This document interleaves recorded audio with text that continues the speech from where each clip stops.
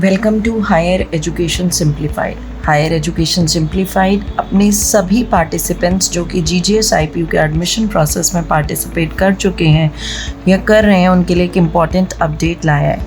दोस्तों, जैसे कि आप जानते हैं कि एडमिशन ऑलमोस्ट एंड की कगार पर ही है। काफ़ी स्टूडेंट्स ऐसे होंगे जिन्होंने कोई चॉइस या कोई कॉलेज ऑप्ट किया होगा और अब वो लेटर स्टेज में उस कॉलेज के साथ कंटिन्यू नहीं करना चाहते हैं।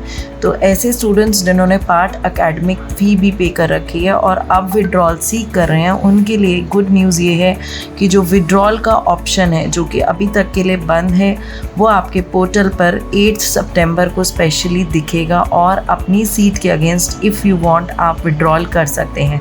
तो भूले नहीं, 8 सितंबर 2025 को आप लॉग इन करके in case if you are seeking the withdrawal against the seat you have taken और you have been given earlier, you may choose to withdraw by going online to your portal and applying the withdrawal option. Thank you.